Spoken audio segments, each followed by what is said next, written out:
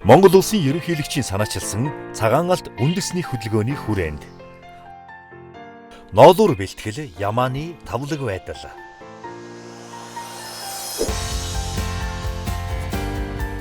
Ноолуур нь нэхмлийн салбарын онцгой чанартай үнэт түүхийд бөгөөд дэлхийн ширхэгт материалын үйлдвэрлэлийн ердөө тэг зууны 2 хүрэхгүй хувийг эзэлж байна. Дэлхийн зах зээл дэх энэхүү ховор үнэт тансаг ширхэхийн 40 гаруй хувийг Монгол улс, 50 орчим хувийг бүгд найрамдах хятад ард улс, үлдсэн хувийг нь Иран, Афганистан, Казахстан зэрэг улсууд бэлтгэн нийлүүлж байна. Монгол улс нь Төв Азийн өндөрлөгт байрлах тул нийт нутгийн 80 орчим хувь нь далайн түвшнээс дээш 1000 метрээс илүү өндөрт оршдог тул их газрын эрс тэрс хатуу ширүүн уур амьсгалтай цаг агаарын орчин нөхцөл богино хугацаанд хувирч өөрчлөгддөг. Өвөлдөө 55 хэм хүртэл хүүтэрдэг зэрэг онцлог нь мал амьтанд ноолуур ус ургах нөхцөл болдог байна.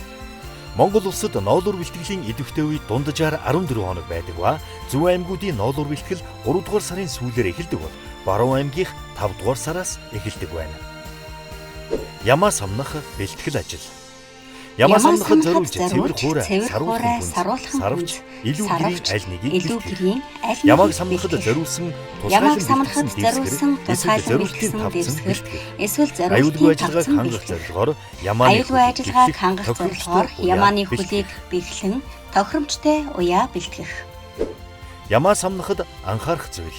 Ямаагаа хэвтүүлж самнах үед гидсэн дүрхээс сэргийлж самнахаас 10-аас 12 цагийн өмнө тижээж услахгүй байх.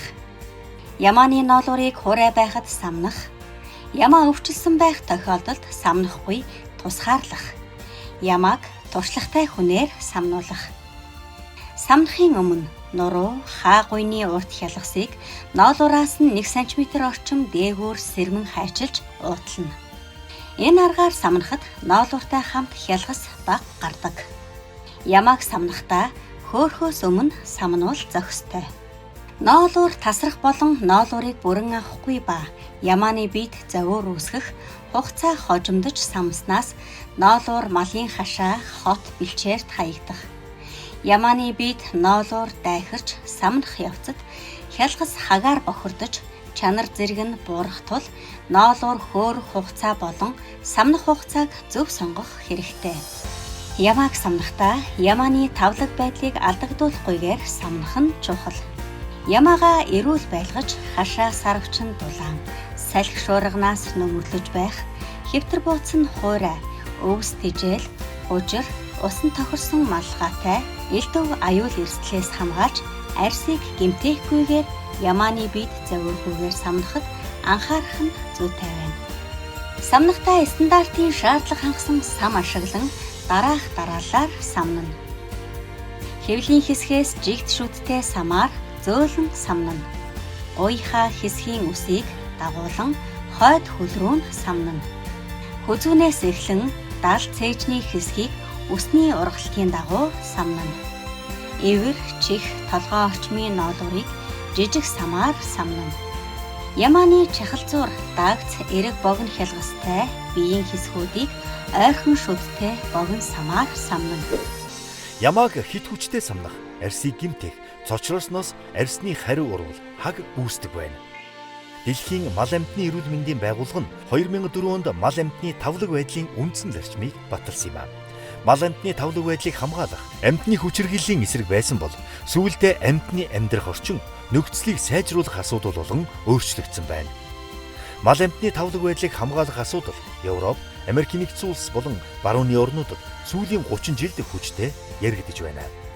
Мал амьтны тавлаг байдлыг хангахад олон улсад тавигдж байгаа нийтлэг шаардлагууд нь мал амьтныг өсгөхгүй, цангаахгүй, физиологийн онцлог тохирсон дижээлэгтэй байлгах, мал амьтанд тохиромжтой амьдрах орчин бүрдүүлж, хангалттай зай талбайтай дулаан байр, хашаа хороогоор хангах, мал амьтныг өвчин эмгээс урьдчилан сэргийлж, өвчлөхгүй, аюул осолд өртөхгүй, гэмтээхгүй байлгах, мал амьтан төрөлхийн зан араншингаа тааваараа чөлөөтэй илэрхийлэх боломжтой байх. Арчилгаа маллагааны технологи нь мал амьтанд стресс үүсгэхгүй, ямар нэгэн айдас хүйдэсгүй байх гэсэн 5 зарчмын шаардлагыг тавьж байна. Мал амьтны эрх. Амьтны эрх гэж юу вэ?